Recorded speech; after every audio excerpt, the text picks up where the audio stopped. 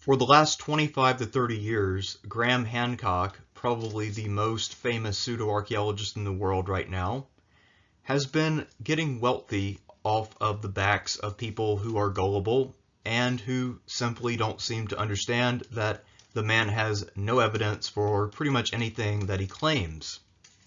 In this video, what I want to do is expose Graham Hancock as a grifter by looking at the most obvious grift that he's ever pulled, The Mars Mystery, a book he wrote in the late 90s.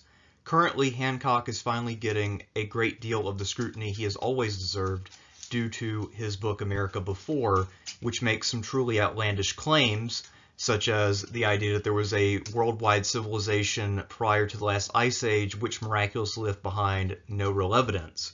Some of his supposed evidence for the civilization includes times when he got extremely high on ayahuasca and was given visions by the goddess. No, I'm not making that up. These are things he has said in interviews. I've not read America Before, but I've seen interviews. Right now, Hancock is coming under the scrutiny largely because he appeared on the Joe Rogan Experience several times, and his popularity has grown over the course of time.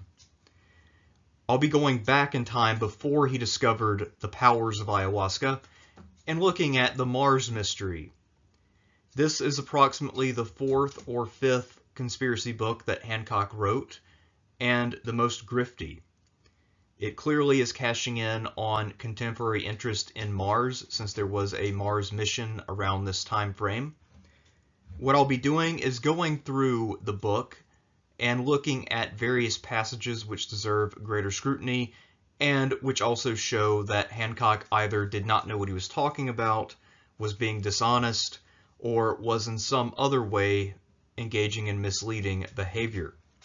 But before I do any of that, I would like to lay out the general formula of how Hancock crafts his grift, because make no mistake about it, Hancock is not crazy. He's not a nut job. He is someone who is deliberately telling bullshit lies in order to make money. So let's get in and look at the craft of Hancock's grift. Here is the formula that Graham Hancock employs pretty consistently to produce all of his books. First, he takes up an existing popular conspiracy theory. The subjects that he deals with tend to be things which have some established credibility or which at least play to the interest of people. For instance, all of his theories always involve the monuments of Egypt at Giza. Those are well known, and it serves as a point of familiarity. Because these monuments are so impressive, they also tend to appeal to people who think that ancient humans could not have possibly been advanced enough to stack a bunch of rocks together and carve them in ways that look cool. He then researches the subject in order to provide his own insight. I use research loosely because he rarely adds anything of substance. Most of what he adds, as we'll see, is just parts of his formula to create a more compelling narrative. Hancock is trained as a journalist, and you see that he does not structure his books in the typical nonfiction manner of having a central argument and then arguing different parts of it by chapter. Rather, he just kind of proceeds in one long narrative, more like the way that a news article or novel would be written. It's also one of the practices of newspaper writers to put the information they consider important at the beginning of the article and sometimes at the very end, and then put things that they're not really all that keen on pushing somewhere in the middle, because they know that people are less likely to notice them. However, I read this book cover to cover, or at least skimmed it. I didn't read every single word, and I did find some juicy bits buried in the middle of a lot of his chapters where he basically gives up the fact that this is in fact a grift and that he doesn't believe any of this horseshit. In terms of research, we'll also have to look at his citations. Yes, Graham Hancock's books have footnotes, and those footnotes rarely produce anything of value. We'll see that a lot of times his footnotes lead to some pretty ridiculous places. Another part of the Hancock formula is to establish his own credibility by casting doubt on the good faith of scientists and scholars. If scientists and scholars say X about Egypt, it's only because they have agenda Y. They are stuck in the mud they don't have spiritual awareness, perhaps they are competing for funds with one another, or perhaps they are simply lying because of some grand cover-up. People just can't handle the truth, and only Graham Hancock can set the world straight.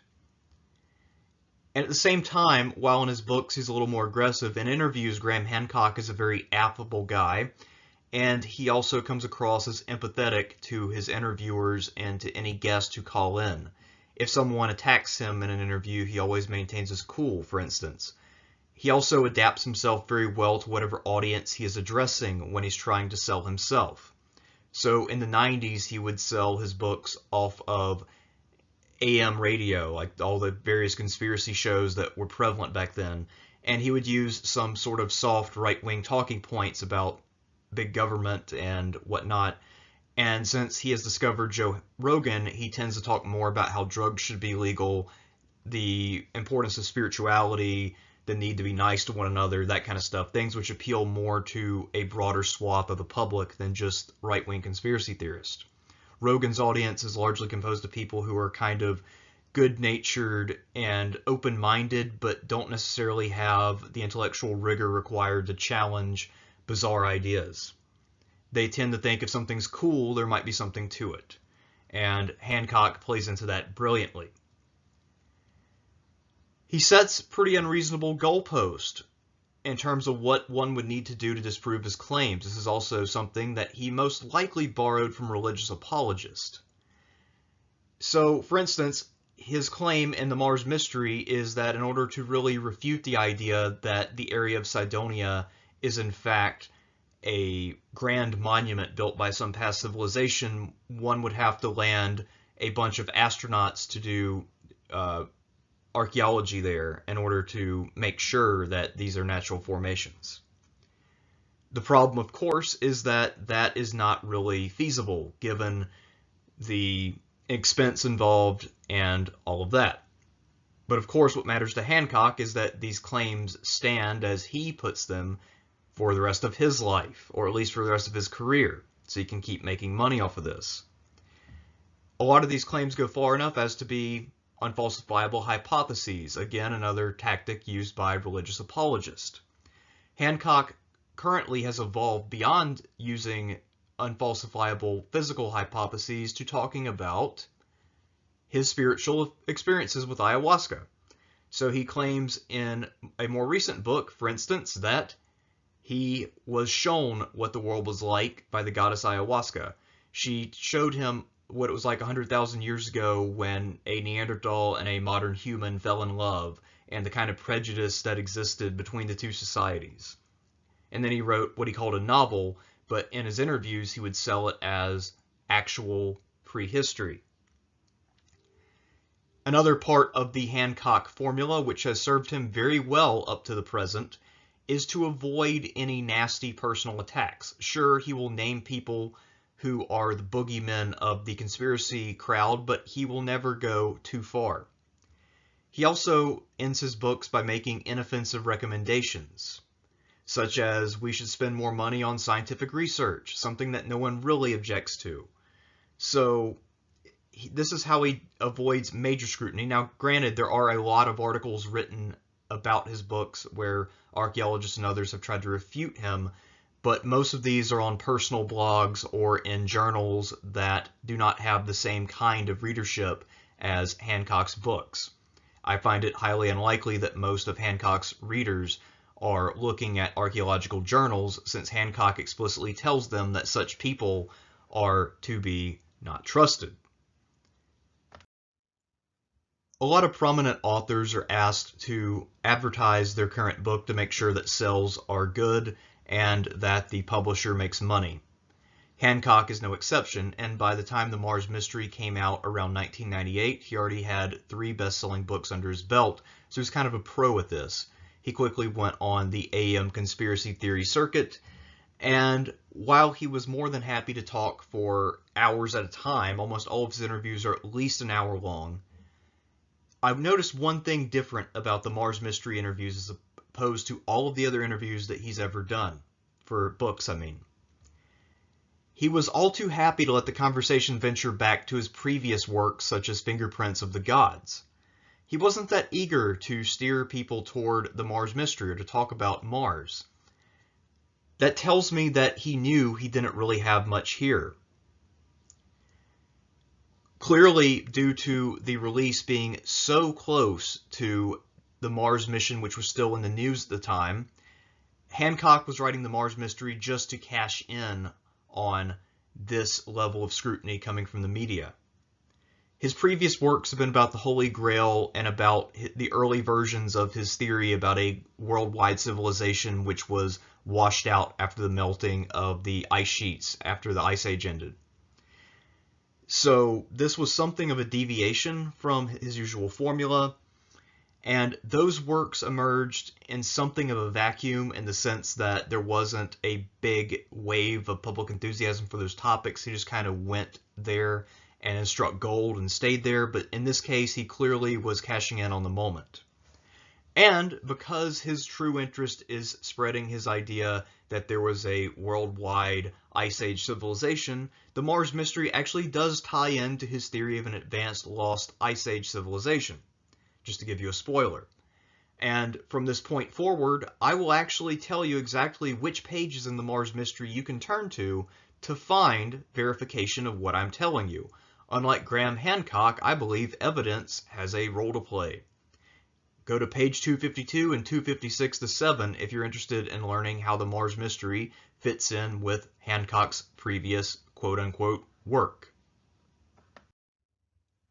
Typically speaking, I am relatively lenient when it comes to the standards that popular historians should employ in order to try to cite their sources.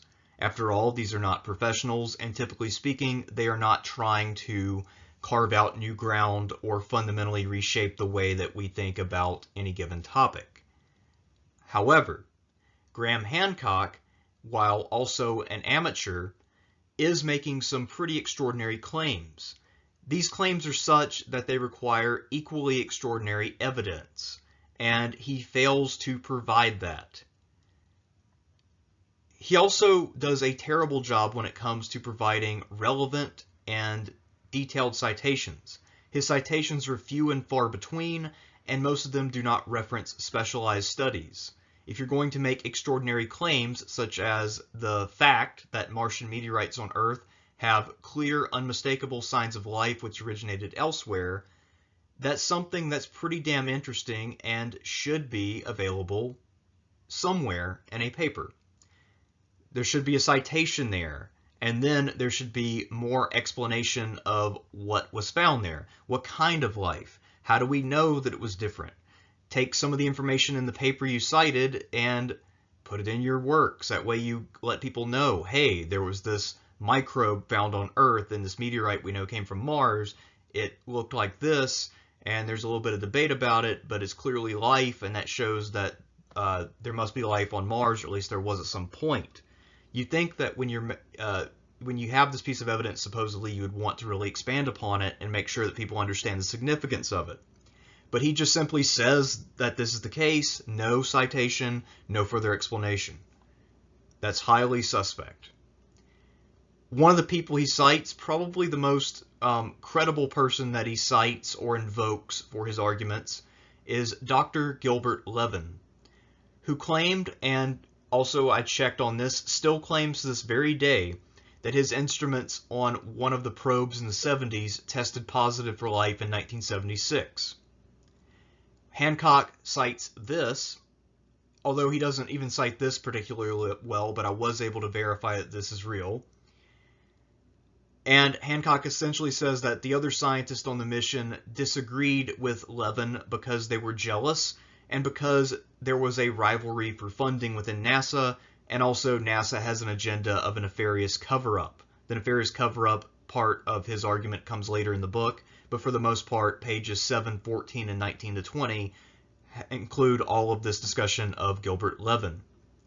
He doesn't ever consider that scientists sometimes require more proof than what Levin had, and that Levin, as the guy who invented these instruments, was obviously going to claim that they worked and would not admit that there might be a problem or that his methodology might be flawed. A lot of the scientists he cites also, he just calls NASA guys, but there are a number of them, such as a guy we'll get to later, Dr. Malin, who in fact is an independent contractor who owns a company which gets money from NASA. So Graham is not exactly straightforward about these guys' relationship with the United States government. He just says that they're nefarious because the government is nefarious. The end. So let's move on to a specific citation that Hancock makes, which is all too typical of his work as a whole. Before the advent of Wikipedia, the equivalent of citing Wikipedia was to cite an encyclopedia. Encyclopedia Britannica was well respected, but it's hardly the same as doing real research and looking up books specifically dedicated to a topic. Encyclopedias, just like Wikipedia, are designed for consumption by the general public. It's fine if you're writing a paper in middle school, but if you're publishing a book where you're trying to prove that there's been a grand cover-up and that there was once an advanced civilization on Mars, you might want to cite something more authoritative than Encyclopedia Britannica. Also, if this information were simply available in Encyclopedia Britannica, why write the book? Everyone would already know about it. But I digress. So let's go back to the claim relating to Dr. Levin. After Hancock states as a fact that the 1976 Viking landers tested positive for life, there's no direct citation of that fact. About a paragraph, maybe a paragraph and a half later, we get our next citation. And sometimes when people write, they use citations infrequently because they follow a source for a long period of time, and that citation is all-encompassing. But the next citation is to Encyclopedia Britannica, 15th edition. I don't have the physical copy of this book. It was published in '87, and just like most normal people, I don't have encyclopedias in 2020. But I did look this up online, and I'm pretty sure it came from the 15th edition. Here is an entry from the 15th edition of the Encyclopedia Britannica under the entry Viking spacecraft. The landers measured various properties of the atmosphere and soil of Mars and made color images of its yellow, brown, rocky surface and dusty, pinkish sky. On-board experiments designed to detect evidence of living organisms in soil samples ultimately provided no convincing signs of life on the surface of the planet. So yeah, great reference there. It really backs up your case. Earlier, I happened to mention the region of Cydonia on Mars. This is the portion of Mars which supposedly has the face, the DMT pyramid, and all of the other structures that conspiracy theorists such as Richard Hoagland like to talk about. So Hancock shows a little bit of sense on page 7, but then immediately contradicts what he says. And this is all too indicative of exactly how lazy Hancock was when he wrote this book. He's either trolling out in the semi-open with his eye constantly winking, or he's just a lazy / incompetent writer. I'll let you decide. So he starts out by cautioning readers to not regard the low-resolution face on Mars photographs as decisive evidence one way or another. He says don't trust the NASA interpretation, don't trust Hoagland necessarily. Let's hold out for more evidence, which we're getting right now from the current Mars mission. But then he claims that Mariner 9 and Viking 1 from the 1970s, Mariner actually might have been in the 60s, I'm not sure right offhand, produced strong evidence of an advanced civilization. So we have to ask ourselves, well, what evidence did these two missions give us? And the only information that Hancock has for his claims of an advanced civilization were the low-resolution photographs from these missions, the very same low-resolution photographs that he said that we should not regard as decisive evidence. Wow. An important part of any good Graham Hancock book is to smear the authority and honesty of whatever established narrative and narrative tellers that he is arguing against. Now, someone who knows how a nonfiction book is structured would do this in one section. They would establish why you should not trust X person or source, what the problems are.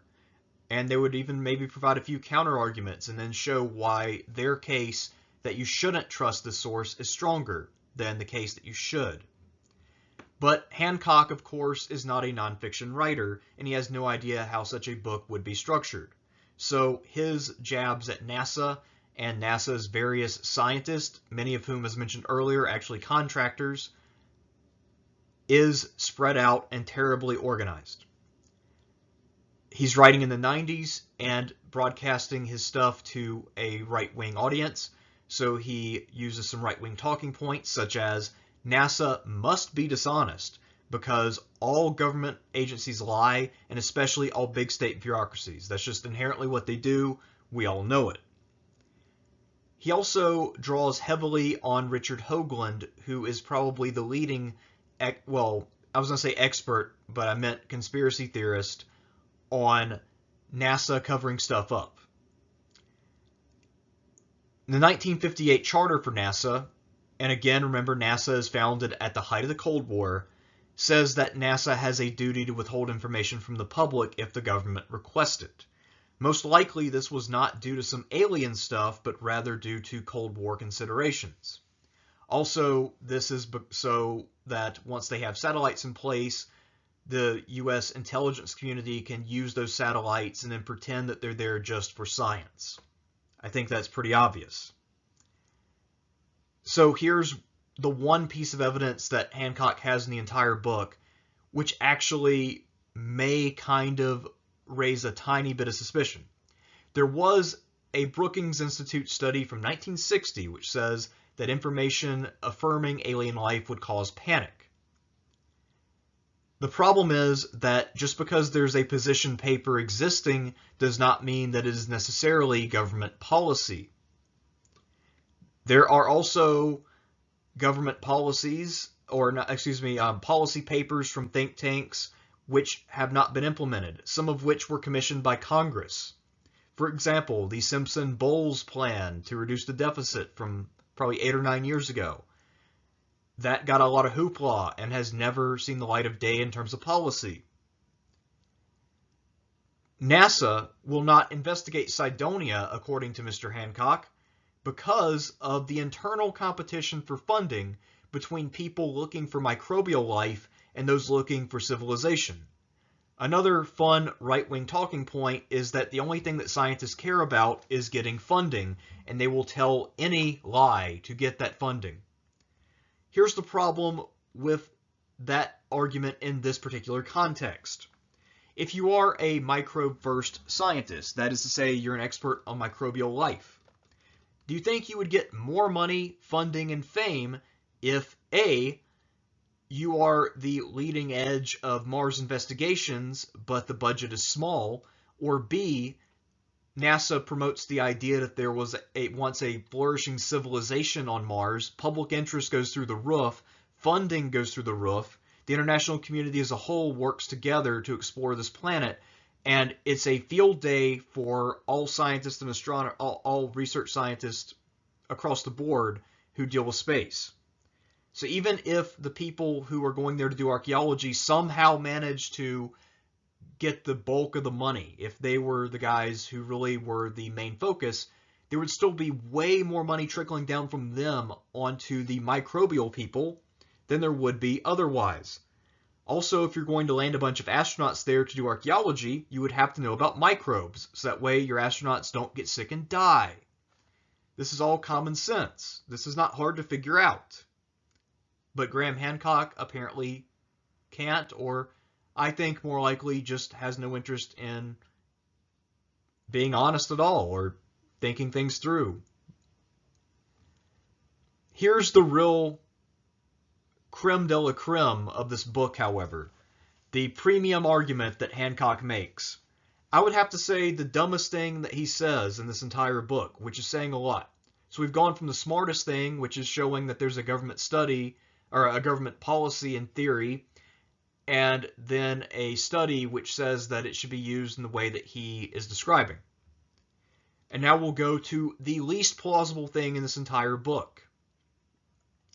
In 1992, the Mars Observer mission failed. This was a very expensive, high-profile mission, and the probe that they sent had a lot of high-tech expensive gear on it, all kinds of sensors, etc. And they had to manually shut off this probe and then reestablish contact in order to get it to work properly. This must have been some design flaw they only discovered once it reached orbit. And keep in mind, it often takes 6 months to about 2 years to get from Earth to Mars, depending on what kind of spacecraft you're using, when you launch, in terms of how the orbits line up, all kinds of different factors. So it was lost due to this technical glitch. NASA could not reestablish contact. This was a high-profile failure. It really fucked up NASA's funding for a while, and public interest declined because people thought that NASA was incompetent. The conspiracy crowd, however, thought that this was clearly a cover-up because NASA found something on the surface they didn't want us to see. Here's the exact quote from page 135. Mars observer was alone, 450 miles from home. Did it really just suffer an accident, as NASA claimed? Had it found something on Mars that others did not want us to see, necessitating a pulling of the plug? Or was it, and is it even now, orbiting Mars, sending back information to someone?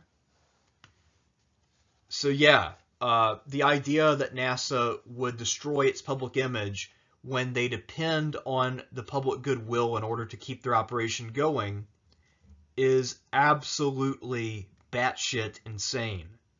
Also, there is a bit of a myth among many people, and even though some people on the left who believe this, that NASA is lavishly funded. That is blatantly false. NASA, especially in the post-war world, post-Cold War that is, has been criminally underfunded. A lot of the missions they devise are years behind what they could potentially be doing because of the limitations of what they're able to put into space. Keep in mind, it costs millions of dollars to get anything off of the Earth and into space, so a lot of their budget goes to just getting things into space, and they have to be very selective with what they send out. Recently, NASA had a mission which went to Jupiter, and rather than putting a nuclear reactor on this to give it an internal source of power, they put massive solar panels on it. This is a small probe with huge wings covered in solar panels, and if you think about it, Jupiter is pretty far from the sun, so the energy efficiency of solar power is vastly less than it is in Earth orbit. So yeah, NASA would let itself be humiliated in that way and let a lot of their projects slip into abeyance because of lack of funding, and let some of their members be not hired or fired due to lack of funding. That makes all the sense in the world. When the Mars Mystery was published, Carl Sagan had recently died. However, that did not prevent Graham Hancock from going after perhaps the most popular scientist of all time. He explicitly calls Carl Sagan a spin doctor. On page 76 to 77, he says, "There can be little doubt that Carl Sagan, while he lived, was an extremely effective NASA spin doctor, calming public concerns about the face." Sagan wrote a piece in 1985 mocking the AOC, Artificial Origins at Cydonia hypothesis, and its theorists, and he compared them seeing the face to how people see faces where they're not, because we are trained, our brains are wired to see faces. It's a reasonable argument to make, and I don't know whether Sagan actually mocked them or was simply making an argument. I can't imagine that Sagan was mocking them. He seems like a fairly respectable civil guy, but maybe he was, I don't know. But then in other places, despite this strong passage where he says Sagan is carrying water for NASA, he will quote Sagan in a positive way as evidence in favor of whatever he's saying. And a lot of those quotes come before and after this hit on Sagan. Once again, Graham Hancock has absolutely no idea how to structure a nonfiction book. Now, he also says that Sagan really warmed up to the AOC crowd by 1996 when he wrote his last book, The Demon-Haunted World, and called for a closer investigation of the face. This was in the lead up to the major mission I was talking about, which was taking place when the book released in 1998. Sagan was most likely trying to appease this crowd by saying, now that we have a mission going there, we can take a little time to take a few photos of the face and prove to you once and for all that you're wrong. But Hancock interpreted this as Sagan finally being free from NASA's chains. I'm surprised that he didn't go on to say that Sagan didn't die of cancer. He was assassinated by a disgruntled astronaut who wanted to protect the secrets that Sagan was about to reveal to the world. I have to assume that Hancock's inclusion of Carl Sagan is simply because Carl Sagan had great name recognition and his audience of casual propaganda consumers would know the name Carl Sagan and also know that any discussion of science has to include Carl Sagan. Because how could there be a field of research devoid of Carl Sagan if it involves space? Come on now, this man's clearly pulling all the strings. But there actually is a final boss beyond Carl Sagan, and that man is Dr. Michael Malin. Hancock took up the argument from other conspiracy theorists who said that Malin was the big bad in NASA's Mars cover-up. He has an extended section on Malin, which ranges 8 pages from 135 to 143. Malin has a contract with NASA which gives him first rights on all new photos from the Red Planet, and he is a validation specialist, meaning that he makes sure that the pictures are good to be released. And he also provides some of the official interpretations. He works with other scientists as well. Not only is he an independent contractor, he has an actual company. So he's not just some guy in a dark room looking at photos. He works with other scientists, and they are paid by government contract.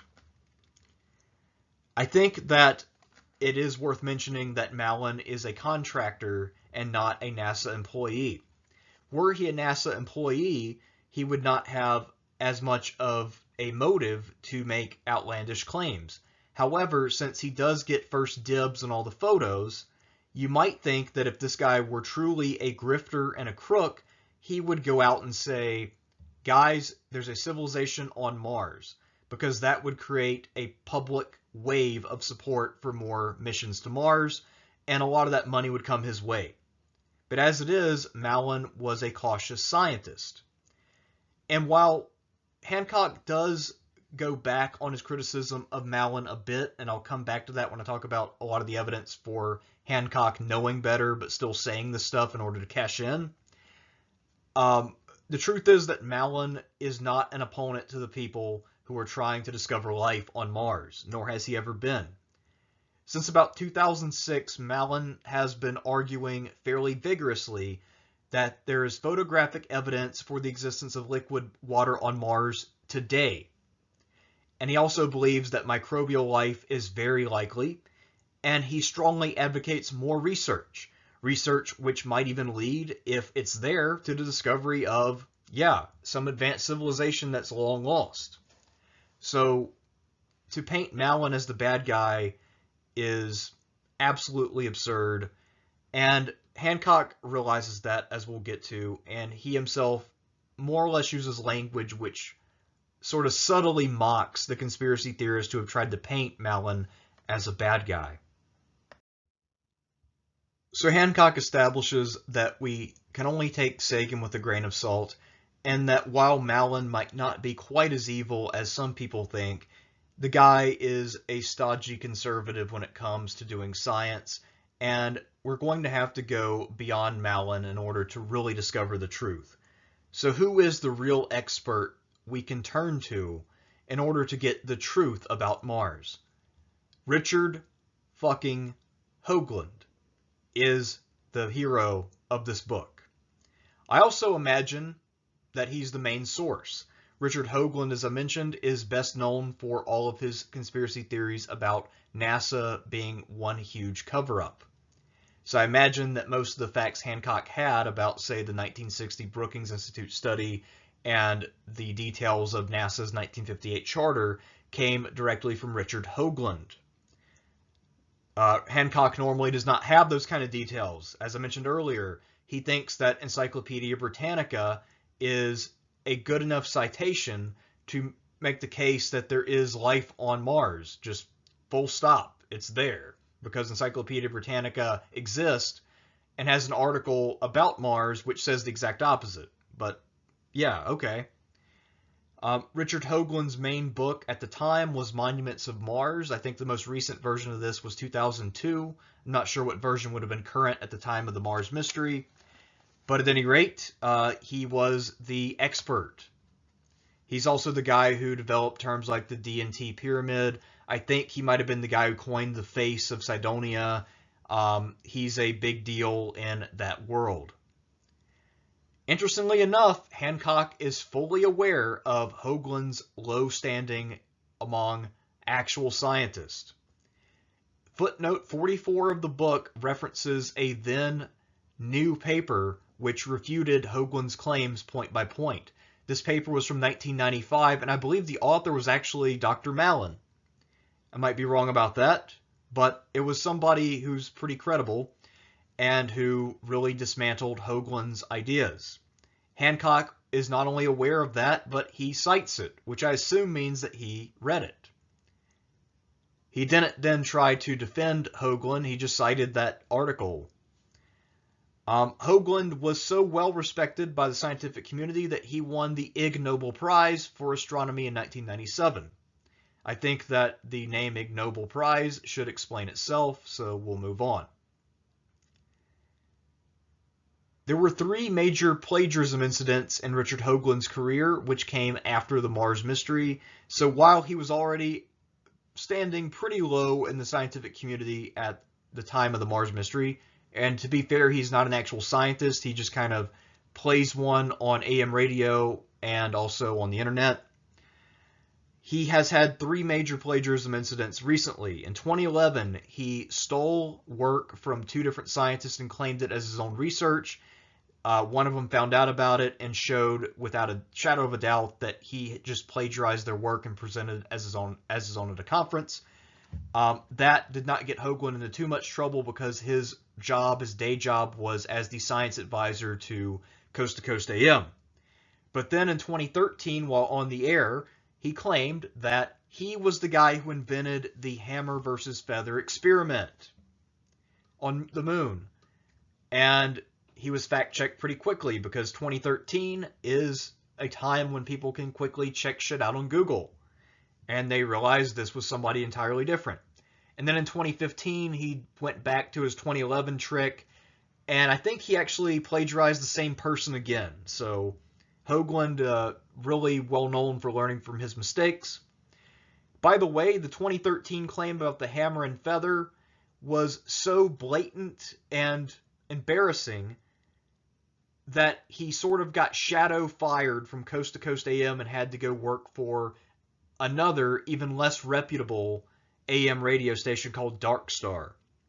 And by the way, Coast AM, if I were to call them up right now and tell them that I get abducted by aliens every year on June 8th, and that the purpose of this abduction is to allow me to visit my harem of alien women because I'm working on creating a race of replacement humans who then live on Earth and are funded by the revenues gotten from vending machines selling Dasani water, and only Dasani water, specifically at airports, and that these beings who are half human, half alien are majoring in anthropology, and that they mature rapidly and are full adults by the age of 2, they would hear me out and let me go through every detail in great detail, and also ask follow-up questions or say, oh, fascinating. I would not get any pushback for making that kind of a claim. But Hoagland, who tries to pretend to be a serious thinker, got fired from Coast to Coast AM. And he is the expert we should trust when it comes to what is on Mars at Cydonia, according to Graham Hancock. Fuck. I have a friend who's a bit of a conspiracy theorist, and I've noticed that one of the patterns that he uses is to propose something as a possibility, and then a few minutes later bring it back up as an established fact and use that as a basis for further extrapolations. I find that deeply obnoxious. I always call him out on it. I don't know what the name for this technique is. If any of you know what that's called in a formal sense, please let me know in the comments. But Hancock also does this, and I guess that should come as no surprise since he is one of, if not the most successful conspiracy theorist ever. Hancock, at the beginning of the book, begins by proposing as a possibility that the formations at Cydonia are artificial in nature. And the title of the book, The Mars Mystery, also implies that it's a mystery as to whether these are artificial or real. I assumed going into the book that that was the mystery, although later on he makes it more of a mystery about how Mars died. Again, Hancock does not understand how nonfiction books work, because he sort of switches arguments like halfway through the book. And all right, I'm going to quit complaining about his writing, but organizationally, Hancock's writing is F tier. Later on, he revisits Cydonia after some other detours, and he simply states as a fact that these formations are monuments, that they're artificial, and they're intended as grand monuments just like the monuments at Giza. He even claims that there is a Sphinx-like structure on Mars as well. Later on, we get to find out why he thinks that these are in fact monuments and not just random rock formations. He says that computer models can search for angles which are too sharp to occur in nature, especially if these angles exist for long spaces. So, again, I said I wasn't going to harp on the organization, but I have to. He should have introduced this piece of information directly after producing the possibility of artificiality, and then, if he thinks that evidence is persuasive, then say that these formations are monuments. That's how arguments work. But he can't even do that because he's Graham Hancock. Also, just because he's lazy and grifting and he doesn't really give a fuck. That also is a factor here. So he says also that ancient monuments on Earth align precisely with cardinal directions, and he talks about the pyramids, Stonehenge, and other well-known world historical sites. However, the ones at Cydonia don't match up with cardinal directions, and that's because Mars must have endured a massive impact. Now, this seems like a pretty random statement, but as we'll see, this massive impact hypothesis that he pulls out of his ass is his way of connecting the Mars mystery to his Ice Age civilization hypothesis on Earth. But you have to read through the entire book to piece that together for yourself. At this point in the video, I honestly feel that I've done more work on the Mars mystery than Graham Hancock. Therefore, while I could and should cite the page numbers of the first two bullet points, I'm not going to, because that would require me to do more work and flip through the book again. Not happening. You'll just have to take my word for it. Just like you'll have to take Graham Hancock's word that the goddess Ayahuasca told him all about the Neanderthals. So here are his reasons for believing that there was definitely an advanced civilization on Mars. Once again, these are taken from various points in the book and extremely poorly organized. Somewhere in the introduction, Hancock says that the proximity of the monuments at Cydonia, the face, is only about 10 miles away from the so-called D&M pyramid, D&T pyramid, don't know what it's called, and then some other structures that he, I think, may or may not name. So because they're all close together and all the interesting features are in one area, that means they must all be artificial. Just ignore the fact that Mars has some very rugged terrain due to Olympus Mons being the tallest volcano in the solar system, and the terrain in general being a little deformed and unusual. We'll come back to that point. He also finds it suspicious that when NASA had a chance to land a rover in 1998 that they did not land it at Cydonia, since that's the part that he and his friends are interested in, but rather they chose to send it to another part of Mars, which was a safer landing zone, but in his opinion, boring. The reason why they don't want to go to Cydonia is because it's mountainous and rugged. The terrain's uneven. The possibility of landing and having the spacecraft get destroyed is a lot higher. And Mars is already rocky and dusty to begin with, so it's not exactly ideal for electronic equipment. This should not be that hard to understand. As mentioned earlier, of course, the Mars observer clearly would have had stunning and irrefutable photographic proof of the reality of all these monuments, and it was lost due to a cover-up, which effectively is not just a lack of information, but positive proof that this civilization is 100% real. The pyramids on Mars are definitely pyramids because of the angles and the proximity to the face. He cites this again later in the book, about 155 or so. The angles part actually might have come from like page 108 or so. I don't remember exactly. But he doesn't structure his arguments in a way that a normal, competent person would. So don't blame me. Here's the real kicker, though, and how we know not only that there was an advanced civilization on Mars, but that there's a definite link between Egyptian civilization and civilization on Mars. The Egyptian monuments were once red. I don't know whether that's true or false. But clearly, there's only one reason anything on Earth could be red, and that's because it's a reference to Mars. I mean, obviously. When women use lipstick, they are referencing the Martian origin of humanity. And no, Hancock does not say humans are from Mars. I was being sarcastic.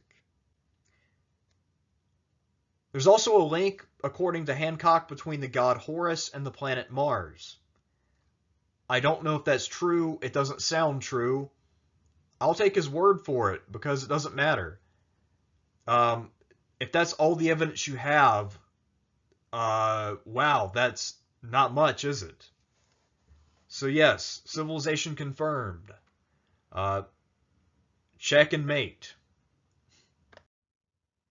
After producing the overwhelming mountain of evidence, or I guess you could even call it a pyramid of evidence, Hancock then says that since there are definitely pyramids on Mars comparable to those in Egypt, that there are only 4 hypotheses which can possibly be true. 1, there's no connection, or it's only pure coincidence that both Earthlings and Martians produce pyramids. 2, that Martians built pyramids, then came to Earth and built more. 3, humans built pyramids, then went to Mars and built more. Or 4, non-human civilization from outside the solar system built all of the pyramids.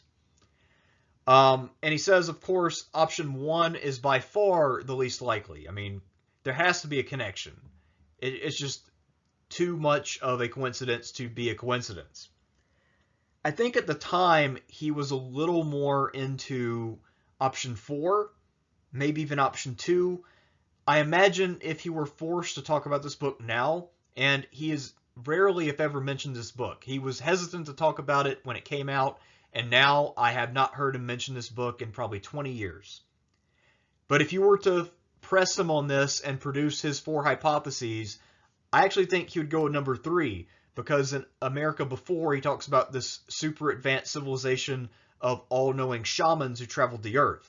And he might say that some of these monuments were gateways to the heavens, and perhaps humans were able to use the power of their minds to transport themselves to Mars. I know there are other conspiracy theorists who believe that Stonehenge and other places allowed you to use your mental abilities to transport yourself to other gateways, and that there were other gateways on Mars. So, yeah, I actually think that made it into the Doom movie with The Rock and Keith Urban. So, yeah, there you go. Obviously, these are the only 4 conclusions that one can come to once we know that the pyramids on Mars are 100% real. One outstanding mystery about Mars is why the northern hemisphere of Mars is lower in elevation by a significant amount, and also much smoother than the southern hemisphere.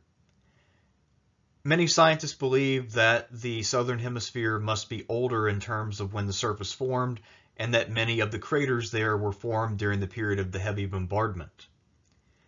Hancock, however, believes that the northern hemisphere was partly sheared off by an impact only 20,000 years ago, and that up to that point, Mars was more or less Earth-like. Now, everybody at this point knows that this is not the case. We'll come back and talk more about the science of Mars in a while. But his claim is that Mars was effectively murdered by a comet 20,000 years ago, and that parts of this comet wandered in and later impacted Earth's oceans, at least a couple of major fragments, and that while this did not cause any massive natural disasters in terms of direct impact, what it did do is heat the oceans enough to bring a sudden end to the Ice Age. There's a big problem here. Hancock portrays the Ice Age as the Earth's natural state. But we know that the Earth's natural state is to go through cycles, not to simply be an ice ball. We also know that in the distant past, conditions on Earth were quite a bit different. During the time of the dinosaurs, the Earth was quite a bit warmer, for instance, than it is now. So Hancock either does not understand geology beyond the last 12,000 years, or he's playing dumb. And in this case, I don't know, since Hancock is the kind of lazy guy who probably would not do any research he doesn't have to do. So I imagine that he is unfamiliar with climate cycles. So anyway, these fragments heated up the ocean, and this caused catastrophic melting, which led to flooding, and that is why the advanced global civilization, which once existed on the continental ice shelf or the continental shelves, no longer exist. So Mars and the Earth were killed by the same comet, even though there's about an 8,000 year gap, because the fragments of the comet that broke up over Mars floated around for a while and eventually crossed the Earth's path. It's almost as if Hancock is opportunistically writing about Mars in order to try to produce further evidence and move more paper about his real cash cow, the idea of the Ice Age civilization. It's almost as if this is all a grift and he has no actual knowledge of Mars. But maybe I'm just being cynical. Maybe he's actually the greatest astronomer to ever live. By the time he wrote the Mars Mystery, Hancock had already mastered the art of the unreasonable goalpost. In his previous works, he said that to really refute his claims, we would have to do scientific surveys of the continental shelves around the world to check for evidence of major cities. Since that is highly unlikely to happen anytime soon, given budgetary constraints and the practicality of it, the difficulty involved, the limited number of oceanographers, etc., he knew that if he made that his standard for what you would need to do to disprove him, that his theory would technically hold indefinitely. He applied the same principles to Mars.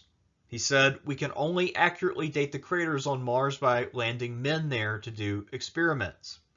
He knew full well that astronauts are not going to be sent to Mars in massive numbers to conduct archaeological/geological surveys anytime soon. And also, I think that he willfully ignores the fact that most rock samples that we've ever dated in space have been dated by probes with sensors, not by humans. You can put the sensors that a human would use to date a rock on a probe. We've already dated these samples. We know that the surface of Mars is old. We know that Mars was not Earth-like 20,000 years ago. We'll come back to that point yet again in a little while. In his more recent works, Graham Hancock's methodology in terms of setting unreasonable goalposts has evolved even further. He must have had some real epiphanies while he was getting high. He learned that the best way to circumvent requests for evidence is to make part of your evidence unfalsifiable and base it on personal experience. For instance, he bases a lot of his claims on his personal experiences with peyote, DMT, and ayahuasca. He says that this was a path to spirituality that all ancient people used, and that this was part of their shared understanding. You can't prove that. You also can't disprove it. It's an unfalsifiable hypothesis. Again, it is right out of the playbook of religious apologetics. One of his more recent works, if you want to call it that, was something that he labeled a novel after people refused to publish it as anything else, about the relationship that modern humans and Neanderthals had, and his information, his cited source, is the goddess ayahuasca. He got extremely high when he visited somewhere in South America. The goddess appeared to him and then showed him the part of prehistory that he was interested in. And we just have to take his word for it. The goddess ayahuasca reveals more to Graham Hancock than to the average user. In America Before, his most recent book, and the first one to really draw heat from the public, at least the public of people who know things, he claims that ultra-wise shamans were able to wander the entire world spreading knowledge, and that there was sufficient contact that it was a global civilization. The level of technology they possessed was something like the British Empire right before industrialization. Yet they left no material evidence behind. That's something that many of his detractors have pointed out. An advanced civilization always leaves behind artifacts, and a lot of those artifacts would be enduring. There would be a lot more evidence of cities that were buried. There might be shipwrecks. There could be metal objects people used to craft tools. Even if these world-traveling shamans were not materialistic, they would still have evidence of the technology of the civilization which produced them. Also, no matter how philosophical and abstract they might be in their worldview, they would at some point have sex. There would be genetic links between these world-traveling shamans and local populations. There would be more evidence of mass population intermingling during the last ice age, but there isn't. And other people have pointed this out. There's actually an excellent video by Stefan Milo about America Before, and he makes all of these points and does so very eloquently. But yes, Hancock's main methodology for evading refutation is to create unreasonable goalposts that he knows will never be met. And again, these aren't reasonable expectations, nor should someone have to literally move heaven and earth or drain an entire ocean to disprove some dipshit. As I mentioned earlier, a key part of the Hancock grift is being a generally affable individual who comes across as likable and altogether harmless. In chapters 20 to 22, Graham Hancock sounds like a concerned citizen of Earth. He talks about the danger posed by asteroids and comets, and he does a fairly decent job of conveying to a layman how numerous these are and the kind of devastation that they can wreak. While he doesn't go into a great deal of detail, he does explain it well enough that even a first-time reader who was completely unaware of the fact that we think many mass extinctions on Earth are owing to impacts would be able to learn this concept and extrapolate from there that we should do something about this since we are a spacefaring advanced civilization. So this is by far the most productive part of the book, and it is harmless. There's nothing here which is misleading or insane. He says we should spend more money scanning the skies for these objects and develop ways to deflect or destroy them. I believe that's actually on about the last page of the book, 284, or close to it. And I agree. Sagan said we need to take better photos, but Graham Hancock one-ups him. He says we should send astronauts to Mars and we'll learn even more. In terms of would we learn more about Mars by sending astronauts? Yeah, we would. That's true.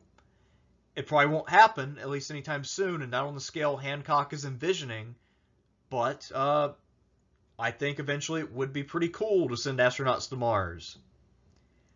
So a lot of the sort of conclusions that he comes to and some of the sort of prescriptions that he lays out tend to be pretty harmless. Today, as I said, he's more of a let's legalize marijuana and also mind-altering substances because of spirituality.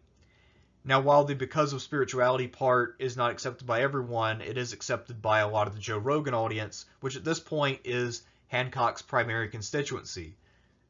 They love him. He's been on the show probably 7 or 8 times, and he gets along really well with Joe. Hancock also just seems like a fairly down-to-earth guy.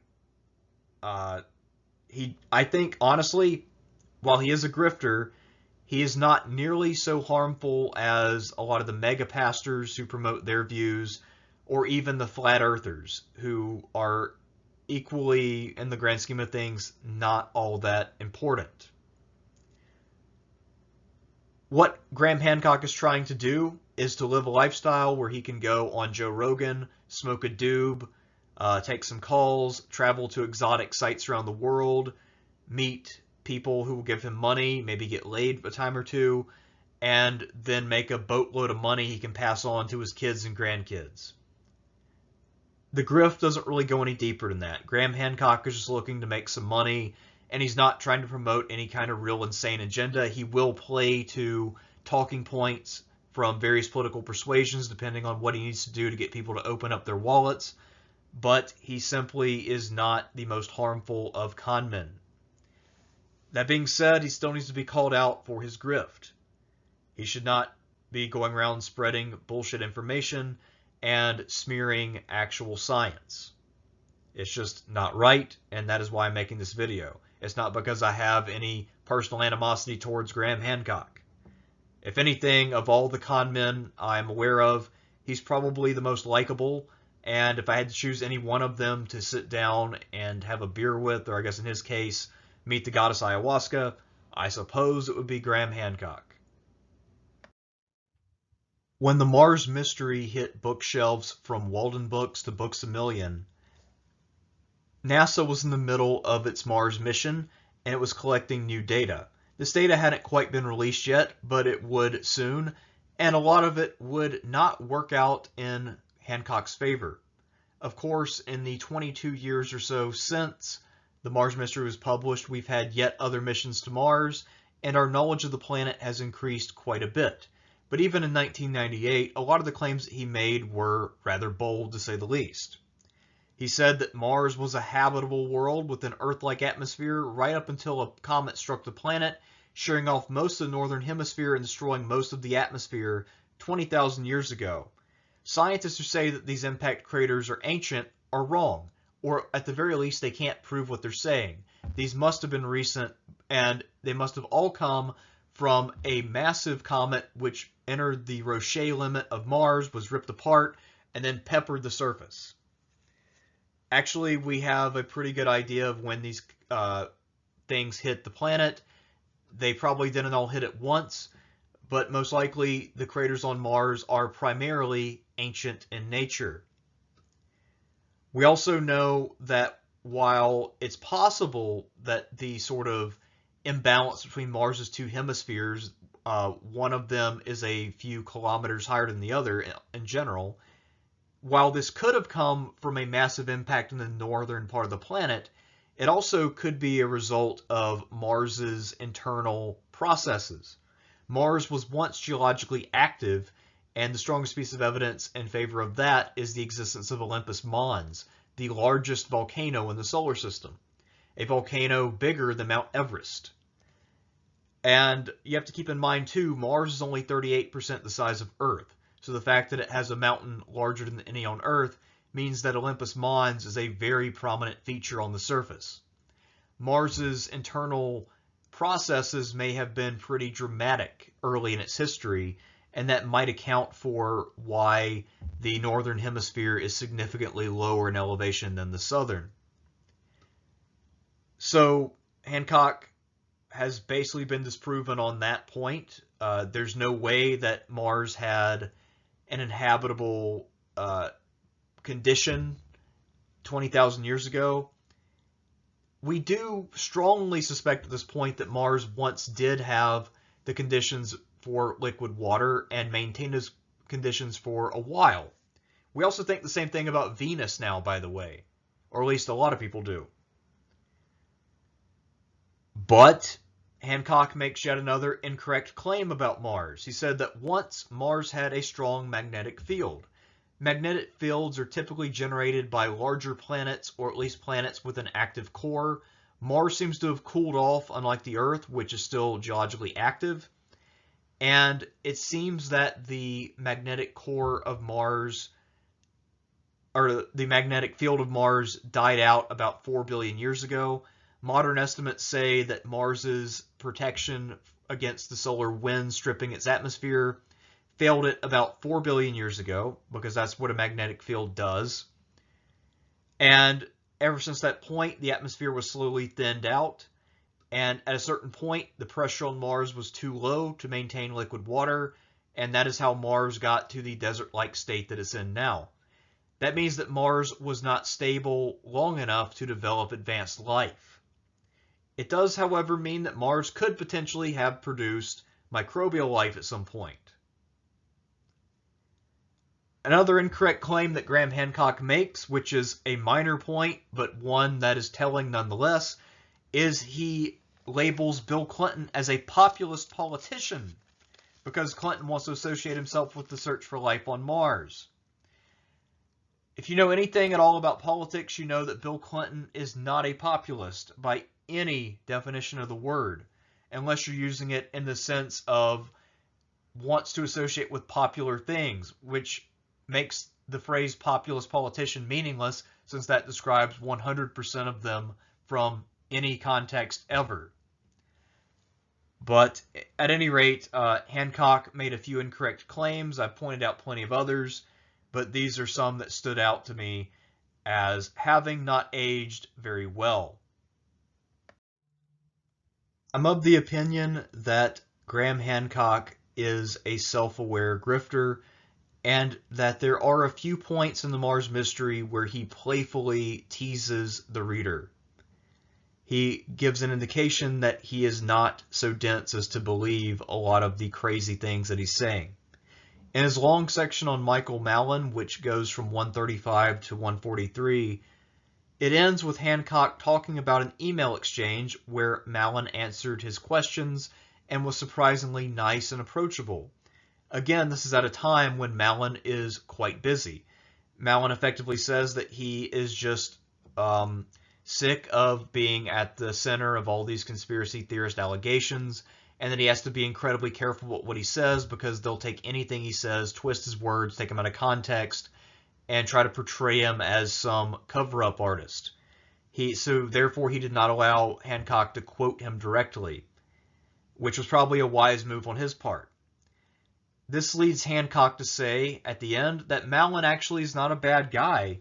He just approaches the subject with the caution of a scientist and doesn't want to be taken out of context, which is a completely reasonable request. So again, Hancock is aware of why Malin actually does what he does. And he knows that Malin is not some nefarious figure hiding from the public and trying to hoard Mars information. He realizes that Malin is a person who legitimately has an interest in Mars and is more or less over his head now that he's having to do PR. His PhD is not in public speaking or PR, but rather, I assume, in astronomy or physics or whatever it might be.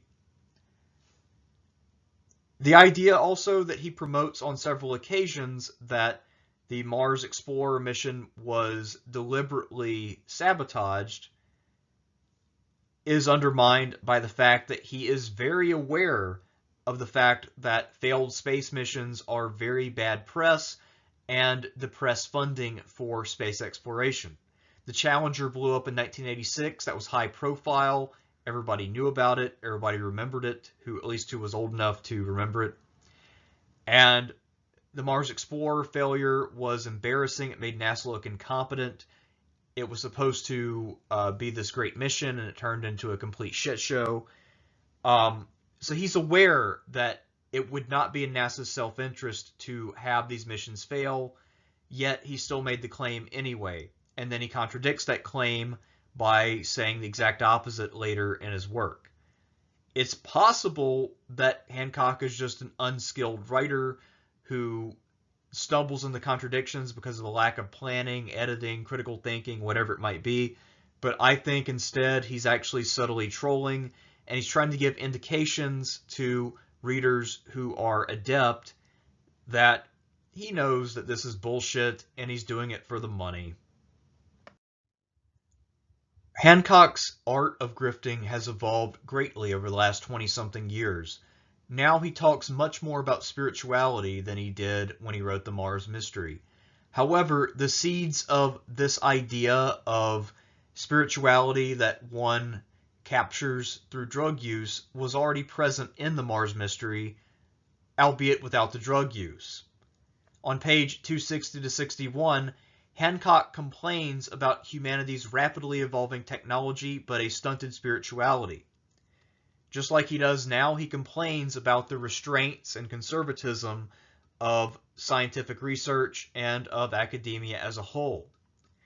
By the way, academia does frequently challenge its own ideas, and scientists always challenge their own ideas due to experiments. If a scientific theory is invalid, experiments will reveal it, and it will eventually be replaced by something which fits better with the evidence. However, Hancock hadn't quite gotten the magical ingredient down at this point, but that's for a couple of reasons. One, in the 90s when he wrote the Mars Mystery, he was trying to appeal to conservatives. Now he talks to the Joe Rogan audience, and they are 100% on board with getting baked and talking to goddesses. That was not the case with the people on AM radio in the 90s. Another thing to consider about Graham Hancock is that part of the reason why he has embraced spirituality as a category of analysis when it comes to prehistory is because, one, it's unfalsifiable. We can't know whether the experiences that someone has in 2020 with ayahuasca are remotely comparable to the experiences somebody had 12,000 years ago while using it. Outside of a purely biological reaction, we don't know what the cultural imagination of a person growing up in that period was and what kinds of things they would see when they get high. Hancock claims we all see the same things because there's some sort of spiritual realm we access through drug use, but I'm a little skeptical of that. I don't think that there's any truth to that. But again, I can't falsify this because I can't go back in time 12,000 years and get high with a bunch of Ice Age humans and then record their internal thoughts as they're being blasted by ayahuasca. So yeah, that's part of the reason. The other reason is that in recent years, New Atheism has dropped off dramatically in popularity, and a lot of people, even people who identify as atheists, are very reluctant to ever say anything negative about spirituality or religion, especially the former. And it's sort of just become a trope that open-minded people are spiritual and would never demean the spiritual beliefs of others. But here's a newsflash. Spiritual beliefs and spirituality are not a form of knowledge when it comes to how humans lived 12,000 plus years ago. You can have a meaningful journey into your own soul, chemically induced or otherwise, and it will not make you more knowledgeable about how a hunter living in 13,500 BCE used his spear to kill a buffalo. It simply won't. That is not how knowledge works. Knowledge is much more specific than that. You have to actually have evidence to have knowledge of things which occurred before your time. If you're talking about something in lifetime, you can experience it in a hands-on way. If you're studying the past, you have to search for evidence. Hancock, I think, understands that, but is cleverly hiding behind spirituality and unfalsifiable claims to obscure the fact that he's never done a day's research in his entire life, and he simply makes stuff up. Again, this is a grift. Make no mistakes about it. if you're going to tell me I should open my mind to drug-induced spiritual archaeology, I would ask you to open your mind to the possibility that Graham Hancock wants to buy his next doobie based on your dollar. Until next time, I'm Thersites the Historian. If you want to see more content about Graham Hancock, support me on Patreon, where I have another video talking about this douchebag. Peace out.